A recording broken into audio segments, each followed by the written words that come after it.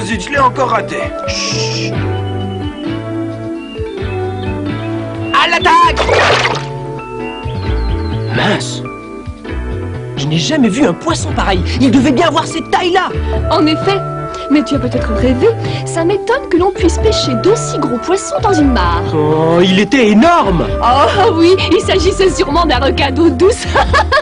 Ah, très bien. Tu vas demander à Ordi. Et tu vas voir que j'avais raison. Salut les amis! Allez, dis-lui que c'est vrai. Ordi, dis-lui que j'ai failli pêcher un énorme poisson. Failli seulement, je sais, mais quand même. Ordi? Tu as cru, oui, tu as cru qu'il était énorme, gigantesque. Mais en fait, tu t'es trompé, Alex. Mais non, Ordi. Et si, écoute, tu as en fait été victime d'une illusion d'optique. Une illusion d'optique? Regardez, vous ne voyez que les 3/4 de cette pièce de monnaie, n'est-ce pas? Mais au fur et à mesure que l'on verse de l'eau, la pièce semble monter vers la surface et vous la découvrez tout entière. Avec la réfraction de la lumière, la direction des rayons lumineux change, si bien qu'on a l'impression que l'objet qui est dans l'eau s'est déplacé et agrossi. Comme ton poisson. Il était gros. Tu as compris. Et pourtant, il t'a filé entre les doigts comme ça. À cause de la réfraction de la lumière, tu croyais qu'il était plus gros et plus haut. Alors qu'en réalité, il était plus petit et plus bas. Tu comprends? Oui, ça y est. Tu vois que la lumière peut nous jouer des tours, et ce n'est pas le seul exemple. Tiens, ça me donne envie de vous parler plus sérieusement de la lumière. Allons-y.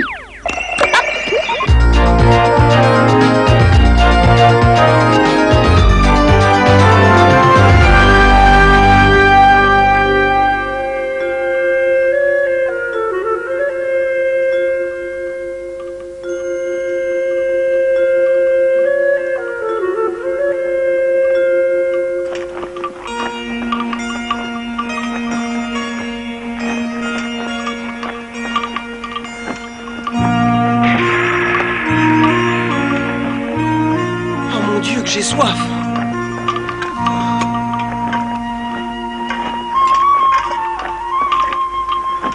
Hé, c'est ma gourde. Ne bois pas tant. Ça suffit. Mais j'ai soif. Alors vite ta gourde, pas la mienne.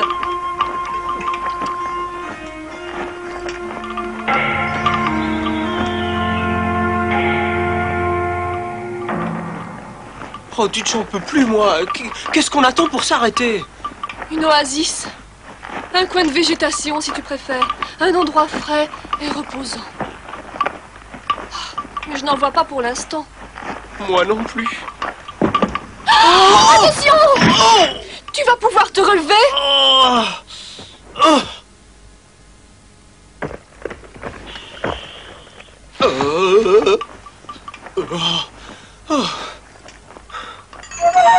Oh, regardez droit devant nous, l'oasis. Mais c'est vrai, dis donc. Allez, vite, on y va.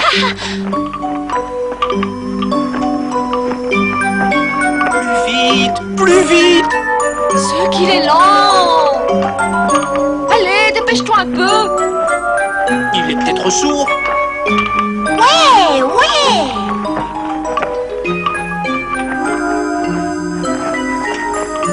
Tu crois qu'on en approche? Oh, bien sûr. Pourtant, on en est toujours au même point. Oui, tu as raison, je ne comprends pas. Moi si. Explique-nous. C'est que nous croyons voir n'existe pas. Hein? Mais regarde, Ordi. C'est un mirage. Un mirage? Alors on n'atteindra jamais cette oasis. Non, jamais. Un mirage est une illusion d'optique. En fait, l'oasis est ailleurs. Bah, c'est gai. Une illusion d'optique. Les couches d'air inférieures sont plus chaudes que les couches supérieures. Les rayons lumineux sont réfractés et donnent lieu à un mirage. Mais on connaît différents types de mirages. Les plus courants sont ceux que l'on observe dans les déserts. À cause du sol surchauffé, bien sûr. Les objets éloignés donnent alors une image renversée, exactement comme s'ils étaient réfléchis dans un lac.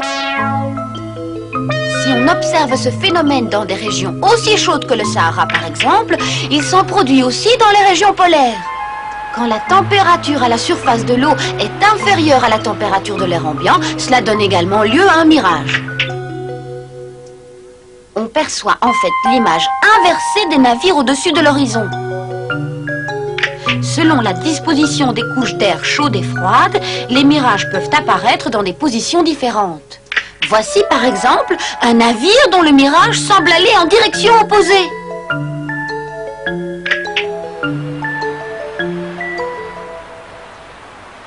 En haute montagne, quand on s'approche des sommets, quand il y a de gros nuages ou du brouillard, l'ombre de l'alpiniste est projetée sur les nuages.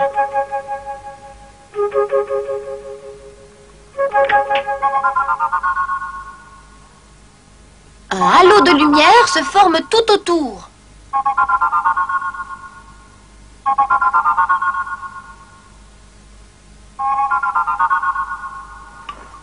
Ce phénomène provient des petites gouttelettes d'eau qui forment les nuages et le brouillard. C'est pas vrai. Tous ces phénomènes sont surprenants, n'est-ce pas? Oh, ça oui. Surtout les mirages. Qui font que l'on croit voir de l'eau. De l'eau. Je ne vois pas d'eau, moi. Bien sûr, puisqu'il s'agit en fait de mirages. Tu sais bien, c'est une impression courante sur les autoroutes. Tu n'as jamais remarqué? On croit voir de grandes flaques d'eau sur l'asphalte brûlant. Le mirage est une illusion d'optique. Mais ce que l'on voit, est-ce que ça existe vraiment quelque part? Oui. Alors, Ordi, conduis-nous à la véritable oasis. On compte sur toi. C'est pas possible. Il n'y a rien dans le désert, ni plantes, ni animaux, ni aucune vie. On n'appelle quand même pas ça le désert pour rien. Mais... Nous mourrons comme des chiens. Alex! Attention, Alex! Attention, Alex!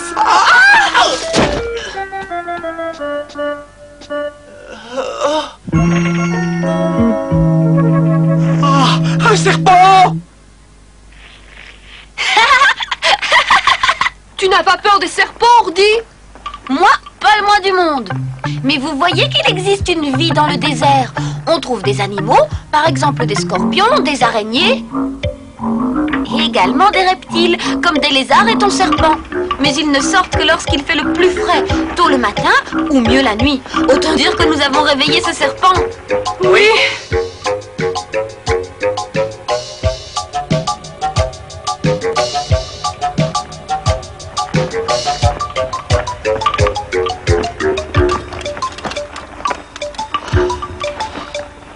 Si seulement il pleuvait. Là, mon vieux, tu confonds mirage et miracle.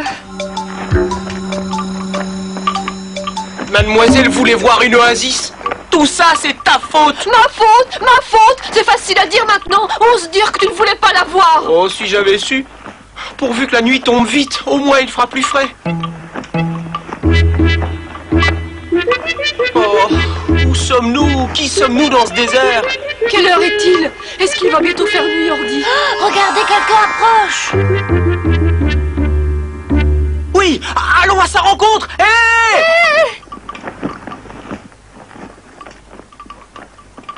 Bonjour, monsieur. Et qu'est-ce que vous voulez? C'est-à-dire, est-ce que vous pourriez nous donner l'heure, s'il vous plaît? Ah, qu'est-ce qu'il fait? Ah, un cadran solaire. Oui, ça doit être ça. Il est entre 1h et 2h. Ah, seulement? Monsieur le Bédouin, quelle est l'oasis la plus proche? Oui, nous n'avons plus d'eau. Tournez les dos au soleil et faites comme si vous marchiez sur votre propre ombre pendant 3 ou 4 heures et vous trouverez l'oasis.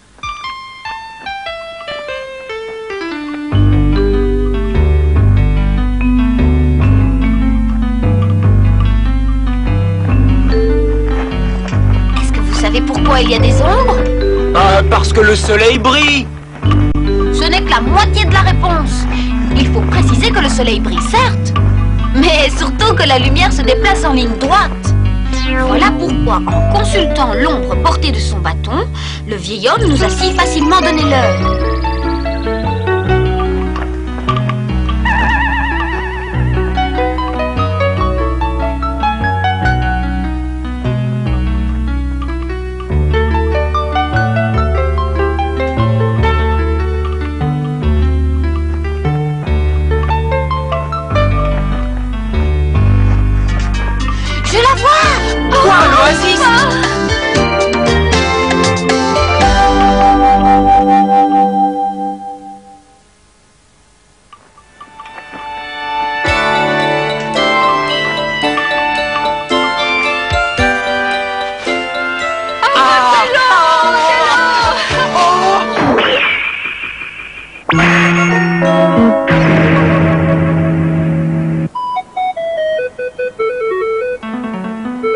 bateau est à sec. Quel cauchemar!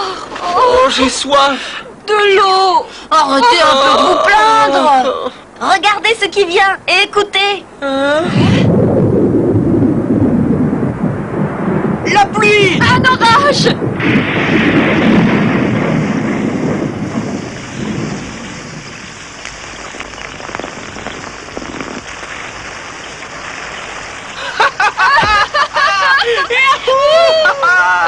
Oh, c'est beau. C'est vrai! Magique.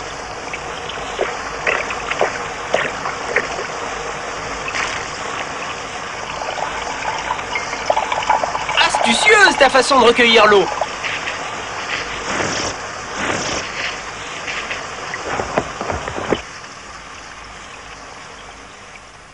Oh, c'est déjà fini.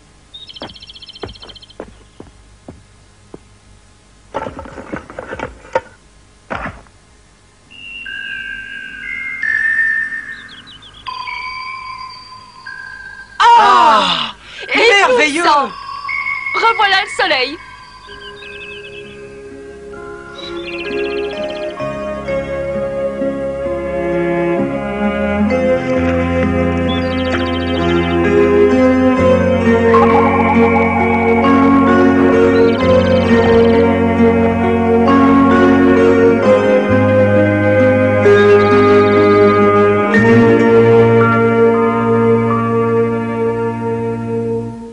Vous avez vu? La lumière se propage toujours en ligne droite. C'est la même chose pour la lumière de l'ampoule électrique. Il suffit pour s'en rendre compte de placer un carton percé d'un petit trou. Le faisceau lumineux traverse le trou en ligne droite, vous voyez?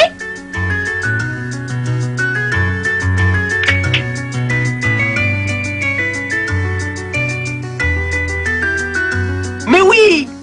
J'ai déjà vu ça. Eh bien, c'est pareil pour tous les faisceaux lumineux, comme les projecteurs qui balayent une scène, ou les phares, ou encore le faisceau des lampes de poche. Et vous avez tous vu des jeux d'ombre chinoises, ou des projections de films au cinéma.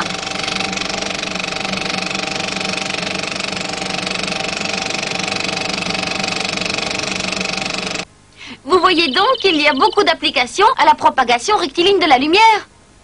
Regardez, un arc-en-ciel. Oui, et si vous regardez mieux, vous verrez deux arcs-en-ciel et non pas un. Je vois.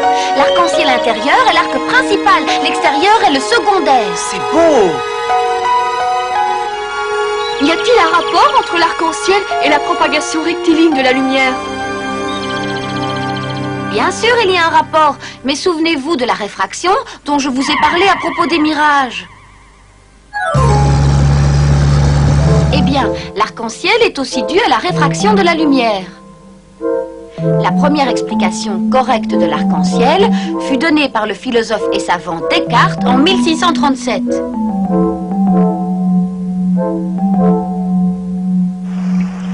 On peut voir l'arc-en-ciel juste avant ou juste après la pluie, quand le ciel est plein de gouttes d'eau. Et si le soleil se met à briller, certains rayons lumineux sont réfléchis sur les gouttes d'eau. D'autres les traversent ou sont réfractés en rentrant dans la goutte, puis sont réfléchis à l'intérieur et réfractés à nouveau en ressortant de la goutte.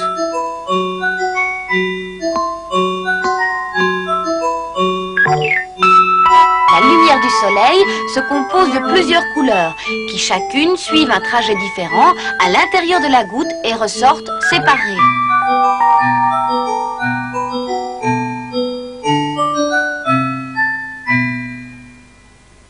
C'est pour ça que l'arc-en-ciel est composé de 7 couleurs. Oui, mais l'ordre des couleurs du deuxième arc-en-ciel est inversé. Voilà une remarque bien judicieuse, Alex. Oui, l'ordre des couleurs est inversé. Le rouge est à l'intérieur. Et le violet à l'extérieur de l'arc. Pourquoi cette inversion, Ordi? La composition de la lumière par les gouttes en suspension se fait de la même manière pour les deux arcs-en-ciel. Ce qui change, c'est le nombre de réflexions dans la goutte. Pour former l'arc-en-ciel principal, le rayon se réfléchit une seule fois à l'intérieur de la goutte. L'arc-en-ciel secondaire est formé par des rayons qui sont réfléchis 2 fois à l'intérieur de la goutte.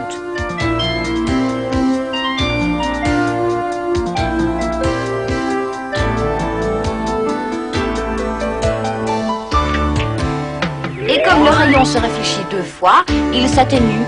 Donc l'arc-en-ciel secondaire est plus difficile à percevoir.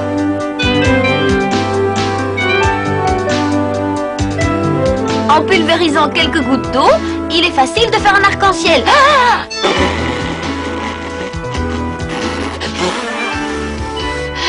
Mais pour ce faire, il est impératif de tourner le dos au soleil, sans quoi il est impossible d'observer l'arc-en-ciel. Regardez ça. Le rayon lumineux qui sort du centre du carton se reflète sur l'eau contenue dans la bouteille sphérique, comme dans une goutte, et forme un arc-en-ciel circulaire. Ce bloc de verre à 3 faces est un prisme. Il permet d'étudier la propagation de la lumière.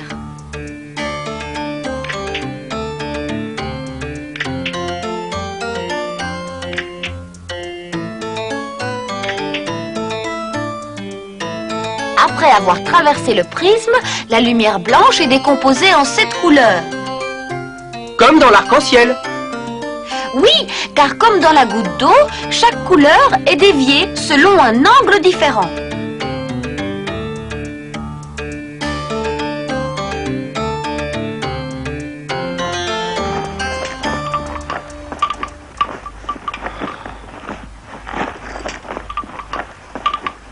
Oh, quelle chaleur!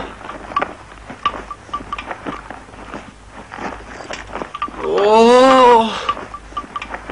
Ta gourde, s'il te plaît, la mienne est vide. Sûrement pas. Il faut préserver nos maigres réserves d'eau. Oh, mais j'ai tellement chaud. Bien sûr, moi je sais pourquoi tu as plus chaud que nous. Pourquoi? Parce que c'est une petite nature. Voilà pourquoi. Mais non, Bon alors pourquoi? tout simplement parce que certaines couleurs absorbent plus facilement la lumière du soleil et donc la chaleur, c'est tout.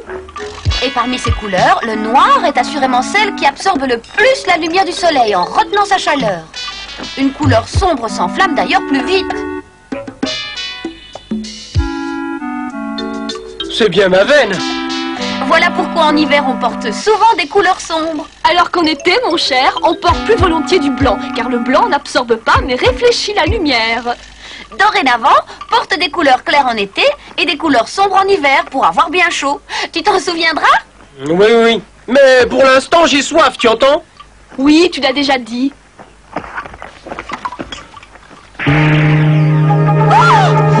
Ça vient, ça vient. Oh, un serpent.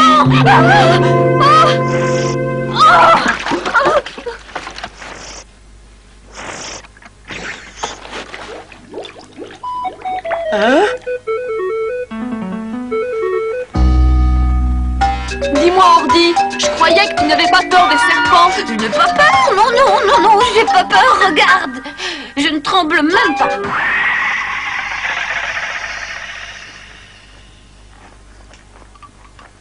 J'ai hâte que la nuit tombe enfin.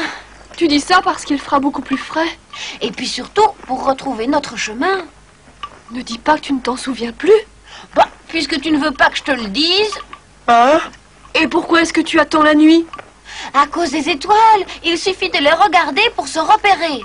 D'ailleurs, les hommes ont souvent utilisé les étoiles pour pouvoir s'orienter dans leur voyage. Le soleil la journée et les étoiles la nuit. Oui, mais comment fait-on, Ordi? Bon, prenons l'exemple d'un bateau et imaginons qu'il soit perdu en plein milieu de l'océan. Le capitaine se repérera aussitôt grâce aux étoiles pour connaître sa position. N'oubliez pas que la lumière des étoiles nous arrive en ligne droite. Et si ça n'était pas le cas, tu imagines sa tête? Ah, mais je vais rentrer chez moi. Et si nous rentrions, nous aussi? En somme, qu'il s'agisse du soleil, des étoiles ou de la lune, leur lumière peut nous servir de guide.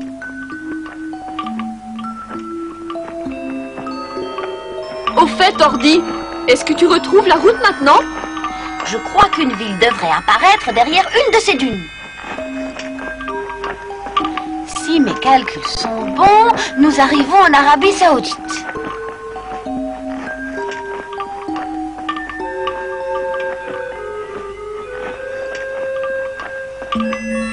Ah, voilà la ville. Elle est toute illuminée. On y est, on y est.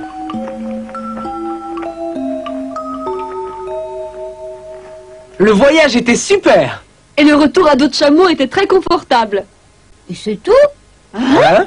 Vous devriez surtout retenir les fantastiques phénomènes qu'on observe avec la lumière. Ah, bien sûr. L'étude de la lumière a vraiment 1000 facettes. Exactement, la lumière peut se transformer à souhait. Et surprendre toujours. Oui, la prochaine fois, je vous montrerai d'autres choses étonnantes sur la lumière. Chouette, Ordi! On va apprendre des tas de choses. Allez, à bientôt! Salut les enfants, vous avez passé une bonne journée? Oui. Si papa savait quel voyage on a fait.